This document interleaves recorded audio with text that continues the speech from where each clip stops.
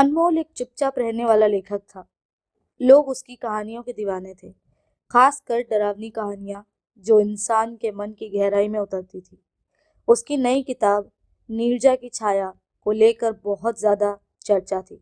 नीरजा इस कहानी की एक मुख्य किरदार एक सीधी सादी लड़की थी जिसे उसके ही परिवार ने मार डाला था, लेकिन मौत के बाद भी उसकी आत्मा न्याय की तलाश में भटकती रहती थी। अनमोल ने इस बार कुछ अलग ट्राई किया था। उसने नीरजा को माफी मांगते हुए मरने नहीं दिया, बल्कि उसे एक अधूरी आत्मा की तरह छोड़ दिया, जो हमेशा ढूंढती रहेगी एक कहानी का असली अंत। एक रात जब अनमोल अगली कहानी की शुरुआत करने वाला था, तभी कमरे में रखी उसकी पुरानी डायरी अपने आप गिर पड़ी। उसने जैसे ही उसे उठाया, उसमें एक नया पन्ना जुड़ा हुआ था। पन्ने पर सिर्फ एक ही लाइन लिखी हुई थी, कहानी अभी अधूरी है और मैं अभी भी इंतजार कर रही हूँ।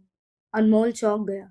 उसने उस पन्ने को फाड़कर फेंक दिया और ज्यादा ना सोचते हुए वो दोबारा सो गया। मगर सुबह जब वो उठा तो वही लाइन उसकी छत पर बड़ी बड़ी लाल स्याही में लिखी हुई थी। अब हर दिन कुछ अजीब होता। कभी नल से स्याही की तरह काला पानी बहता, कभी उसके कमरे में पन्ने उड़ने लगते, और सबसे डरावना, हर शीशे में उसे नीरजा की झलक दिखती, जैसे वो उसे ही देख रहा हो।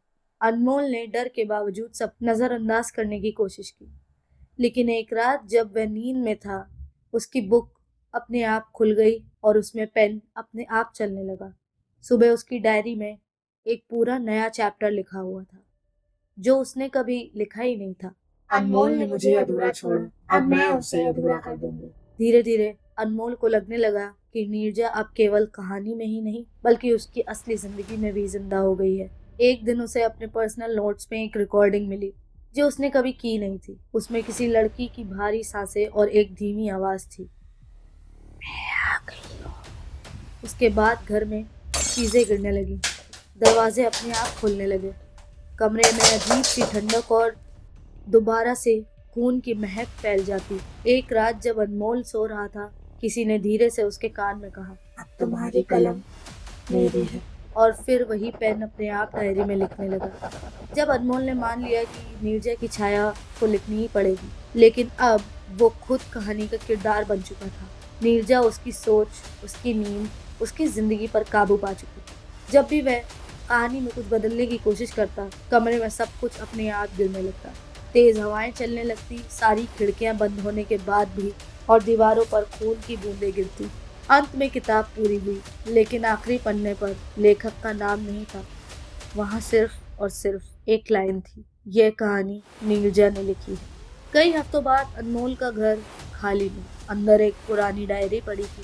उस पर ताजा स्याही से लिखा था, अब अगला किरदार आप भी हो सकते हैं। अगर ये कहानी आपको पसंद आई हो तो मेरे चैनल को सब्सक्राइब करिएगा, और इस कहानी को जितना हो सके लाइक करिएगा, अपने दोस्तों के साथ शेयर करिएगा, और इस पे प्लीज कमेंट्स करना मत भूलें, और मुझे बताएं कि आप और कैसी कहानियां सुनना पसंद करते हैं। क्या मैंने अभी तक कोई भी ऐसी कहानी लिखी जो आपके जहन में उतर गई हो? आपका फीडबैक मेरे लिए बहुत ही ज़्यादा हेल्पफुल साबित हो सकता है, और आपका एक लाइक, एक सब्सक्राइब मेरे लिए बहुत ज़्यादा सपोर्ट प्रोवाइड कर सकता है। Thank you so much. मिलते हैं अगली कहानी के साथ, तब तक के लिए अलविदा।